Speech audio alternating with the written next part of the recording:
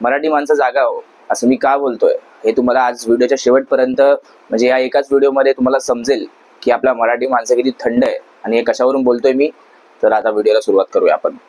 मग सर्वात प्रथम मला सांगायचं की काही लोक हे मराठी केव्हा होतात माहितीये, जेव्हा आपला सण असतात म्हणजे गुढीपाडवा झालं, आपला गणेशोत्सव झालं, आपलं दहीहंडी झाली तेव्हा आपण मराठी असतो, बरोबर. दिवाळी झाली तेव्हा आपण मराठी असतो, जेव्हा छत्रपती शिवाजी महाराजांची जयंती असते तेव्हा आपण मराठी असतो. पण जेव्हा आपल्याला न कळत म्हणजे आपल्याला आपण एवढं न्यूज बघत नसेल मला असं वाटतं आपली मराठी माणसं, जेव्हा आपल्याला न कळत सगळ्या गोष्टी होतात ते की आपल्या हिंदीवरती हिंदी लादली जाते आपल्या मराठी माणसांवरती किंवा महाराष्ट्रामध्ये हिंदी लादली जाते, तेव्हा आपला मराठी माणूस शांत आहे. म्हणजे आपण नेहमी जेव्हा आपले मराठीच माणसं काही होते जेव्हा इतर जे बाहेरचे लोक येत होते आपल्या महाराष्ट्रामध्ये आणि आपल्यावरती दादागिरी करत होते तेव्हा आपण त्यांना एकदम सुनावलेलं मस्तपणे, तेव्हा आपलेच काही मराठी माणसं बोलत होते की आपण त्यांना का सुनावतोय किंवा काय कुठे जाऊन कसे राहू शकतो. तर हीच मराठी माणसं जेव्हा गुढीपाडवा असतो तेव्हा हे लोक मराठी असतात, पण बाकी इतर दिवशी हे लोक थंड असतात, गार असतात. यांचं रक्त कसं आहे मला समजत नाही. आपली मराठेशाही म्हणजे आपल्या महाराष्ट्राने जे काय आजपर्यंत मिळवलंय ते लढून मिळवलंय हे आपल्याला माहिती आहे नीट. जो माणूस आपला इतिहास विसरला त्या माणसाचं अस्तित्वच संपलं. म्हणून मला आज या व्हिडिओमध्ये मी खूप वेळा बोललोय पण आज मला खरंच हे परत सांगायचं की नक्की आपला इतिहास काय, मराठी म्हणजे कोण, आपण महाराष्ट्रामध्ये राहतो म्हणजे नक्की आपण कोण आहे. मराठी माणूस तो नसतो की जो त्याची मातृभाषाच मराठी असते. मराठी हा तो पण असतो जो इकडे राहून म्हणजे 10-15 वर्षात खूप मराठी लोक सुद्धा इकडे राहतात बाहेरून येणारे, पण ते लोकांनी मराठी शिकली, ते लोक इथे मराठी लोकांसोबत राहायला लागले, मराठी कल्चर त्या लोकांनी फॉलो केला, सण फॉलो केली, तर हे सुद्धा मराठीच आहेत. पण काही जी लोक आहेत जी अमराठी त्यांचं सोडून टाका, आज तो मुद्दा नाहीये, आपण त्याच्यावरती बरंच काही बोललोय. पण मला आजच्या आपल्या ज्या मराठी लोकांबद्दल बोलायचं आहे, समजा तुम्हाला मराठी कोण असेल तर मला आज त्या लोकांना सांगायचं की आपण शांत का आहोत. हे मी कशावरून बोलतोय तर आता बरेच दिवसापासून म्हणजे आधी हिंदीचं जे झालेलं हिंदी सक्तीचं है ना, हिंदी सक्तीचं केलेलं, तर आता म्हणजे सरकारने काय केलंय की जो घास असा खात होतो तो आता आपल्याला असा खायचा आहे. म्हणजे विषय सेमच आहे, फक्त लोकांना भरकटायचा प्रयत्न केलाय. आपल्याला न्यूज आपण नीट बघत नाहीये. बरे झालं राजसाहेबांनी ते काय बोलतात ना ते विषय सगळ्यांसमोर मांडला आणि आपल्या आता मराठीचे जे सगळे सेलिब्रिटी आहेत सगळे आता पुढे येतात, सहभागी करतात. तर खूप बरं वाटतंय की आपला मराठी माणूस एकत्र येतोय परत एकदा.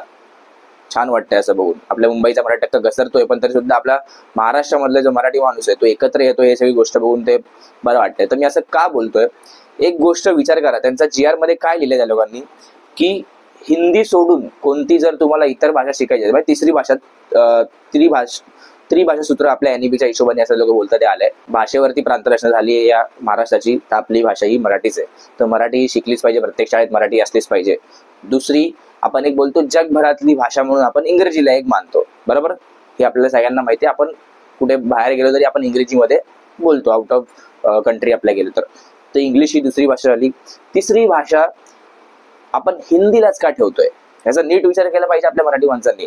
जर तुम्ही नीट विचार कराल तर जे आपले पंतप्रधान आहेत माननीय नरेंद्र मोदीजी, त्यांच्या गुजरातच्या स्टेटमध्ये सुद्धा हिंदी ही नाही आहे, हिंदी शिकवली जात नाही. जर ते लोक तिकडे काय बोलतात ना दबाव टाकत नाही, भले 5वी नंतर असेल तर आपण 5वी नंतर पण आपण पण शिकलोय, पण 5वीच्या आधी त्यांच्यावरती असं काहीच नाहीये त्रिभाषा सूत्र की त्यांना तिसरी भाषा ही हिंदी शिकावीच लागणार, असं काहीच नाहीये. आणि म्हणजे काय बोललंय ना, आता त्यांनी बळजबरी नाही केली किंवा हिंदी सक्ती नाही केली, पण त्यांनी नियम काय काढलाय की समजा मला तमिळ भाषा शिकायची आहे, ठीक आहे, मी इकडे राहतो महाराष्ट्रामध्ये, मला तमिळ भाषा शिकायची, तिसरी भाषा ही माझी तमिळ आहे, मला शिकायची आहे. तर माझ्यासोबत त्या क्लासमध्ये कमीत कमी 20 विद्यार्थी पाहिजे. किती? 20 विद्यार्थी माझ्या त्या क्लासमध्ये पाहिजे, तरच सरकार तिकडे टीचर अफोर्ड करू शकतं, तिथे टीचर लावू शकतो आणि ती भाषा शिकू शकतं. समजतंय का तुम्हाला? आपला जर तुम्ही एक साऊथचा एक ऍक्टर आहे, जर सिंगम पिक्चर बघितला असेल, जयकांत शिकरे, मला त्यांचं नाव राज प्रसाद असं काहीतरी आहे. जयकांत शिकरेचा रोल त्यांनी केलेला त्यांचा मी एक इंटरव्ह्यू बघितलेला लल्लन टॉप चॅनलवरती. जर तुम्ही बघाल, सर्च पण कराल, तर त्यांनी असं मस्त आन्सर दिलेलं की साऊथमध्ये हिंदी, त्या साऊथचे तर साऊथमध्ये हिंदी तर बिलकुल चालत नाही.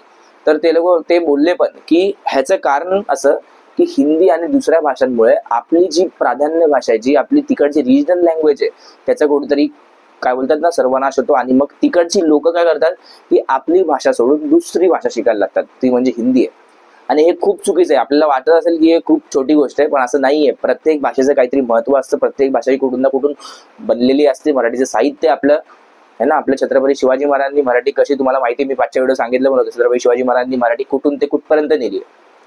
तर आपल्याला हे माहिती असलं पाहिजे, आपल्याला या बाबतीत गर्व, आपल्याला महाराष्ट्राबद्दल आपले जे मराठी माणसं आहे त्यांना आपल्या मराठी भाषेचा गर्व असला पाहिजे की आपण मराठी जन्माला आलोय, म्हणजे आपण छत्रपती शिवाजी महाराजांच्या भूमीत जन्माला आलोय. आपण कोणत्या भूमीत जन्माला आलोय, जिकडे म्हणजे पूर्ण आपण बोलतो ना, जर या भारतावर जर कोणी राज्य केलं असेल तर म्हणजे महाराष्ट्र होतं, है ना. जर बोलतात की बाहेरच्या लोकांनी राज्य केलं आपल्या भारतावरती, पण इकडचं जर कोणी राज्य केलं असेल ते आपले मराठी होते. तर आपण अशा राज्यात जर जन्म घेतोय तर आपली भाषा ही मराठी आहे आपल्याला माहिती असलं पाहिजे. हिंदी सक्ती हे लोक करतात आहे, म्हणजे ह्या लोकांनी प्रॉपर सक्ती नाही केली, पण विषय तोच आहे. विषय ह्या लोकांना हिंदी ही आपल्या मुंबईमध्ये आणायची, आपल्या महाराष्ट्रामध्ये आणायची, म्हणूनच लोक तडजोड करतात आहे. आणि हे चुकीचं आहे. देवेंद्र फडणवीस जी स्वतः मराठी आहेत, पण त्यांना मला समजत नाही की कसला दबाव आहे, वरतून दबाव आहे, सेंट्रल मधून काय नक्की चालू आहे, ह्या राजकारणाचं काय वाट लावून ठेवली मला काहीच समजत नाहीये. आणि हे लोकांचा नारा असतो की मराठी माणसासाठी, मराठी लोकांसाठी, पण कुठे मराठी माणसासाठी आणि मराठी लोकांसाठी कुठे दिसत नाही आपल्याला. तुम्ही बघा उत्तरमध्ये बघा, परत साऊथ मध्ये बघा, तुम्हाला समजेल तिकडची लोक हिंदी बोलायला मागत नाही. त्यांना कोणती तिसरी भाषा शिकवणार तुम्ही तिकडे? अजून काय काय पर्याय आहे तिकडे? आपल्या महाराष्ट्रामध्ये हिंदी लोक जास्त घुसले म्हणून त्यांच्यासाठी तुम्ही लोक हिंदी शिकवायचा प्रयत्न करतात आणि आम्ही मराठी लोक काय करायचं?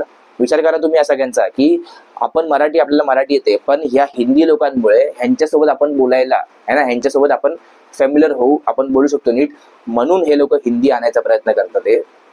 कोणत्याही भाषेचा आम्हाला काय प्रॉब्लेम नाहीये, हिंदीचा आम्हाला काहीच प्रॉब्लेम नाही. हिंदी आम्हाला सुद्धा येते, हिंदी आम्ही शिकलोय, 5वी नंतर आम्ही शिकलो, तुम्ही शिकलोय. पण पहिलीच्या मुलांना, ज्या मुलांना म्हणजे नीट अभ्यास जमत नाही, त्या मुलांना तुम्ही 3 भाषेचं ओझं टाकाल तर ते कसं, म्हणजे विचार करा एकदा ते काय त्यांच्यावरती परिणाम होईल. प्रत्येक शाळेने ह्याचा विचार केला पाहिजे, प्रत्येक शाळेने, की तुम्हाला पहिलीपासून 3 भाषा शिकवायच्यात. मराठी तर असलीच पाहिजे महाराष्ट्रामध्ये. इंग्रजी आपली जगभरातील भाषा म्हणून इंग्लिश आपण एक दुसरी चूज करतो, पण हे त्रिभाषा सूत्र काय आहे? नको आहे आम्हाला त्रिभाषा सूत्र. पहिलीपासूनच्या मुलांना तुम्ही असं दबाव टाकणार आहे, त्यांना समजा दुसरी भाषा शिकायला तर काय करणार लोक? आणि 20 विद्यार्थी पाहिजे, कसे भेटणार 20 विद्यार्थी? तुम्हाला वाटतं का एका शाळेमध्ये समजा मला तमिळ शिकायचे आणि माझ्यासोबतचे 20 विद्यार्थी तमिळ असतील तेव्हा कुठे टीचर येईल बाहेरचा? आपण मराठी, आपण कोण आहे आपण विसरत चाललोय ही सगळी गोष्ट. आपण ह्याच्यावरती आवाज उठवायला पाहिजे, आपण ह्याच्यावरती बोललं पाहिजे. म्हणून मी आज हा व्हिडिओ बनवतोय की उठ मराठा उठ. तुम्हाला थंबनेल मध्ये दिसला असेल, आपल्याला ही मुंबई जी आहे ती अशीच नाही मिळाली, हा महाराष्ट्र जो असाच नाही मिळाला आहे. आपण आपल्या पूर्वजांनी याच्यावरती रक्त सांडलंय. जरा जाऊन एकदा गड किल्ल्यांवरती बघा, तुम्हाला समजेल. जेव्हा गड किल्ल्यावर जेव्हा जातात ना, तेव्हा तुम्हाला समजेल की तुम्ही मराठी म्हणजे नक्की कोण आहे. तुम्ही छत्रपती शिवाजी महाराजांच्या भूमीत राहता म्हणजे नक्की तुम्ही कोण आहे हे तुम्हाला जेव्हा गड किल्ल्यावर जाऊन कळेल. असंच घरी जाऊन तुम्ही मराठी नाही होत, असंच गुढीपाडव्याला जाऊन ते काय फेटा लावून गाडी चालवून है ना दाखवून घ्या मी मराठी आहे, काही होत नाही. किंवा मराठी सणांमध्ये नाचायचं आणि बोलायचं. फक्त कधी बोलणार तुम्ही लोक जेव्हा छत्रपती शिवाजी महाराजांची जयंती आहे की आम्ही छत्रपती शिवाजी महाराजांचे विचार फॉलो करतो, आम्ही मराठी, अस्सल मराठी आहे. परत काय 96 कोळी मराठी आहे. कुठे आहे तुमचा मराठी? पण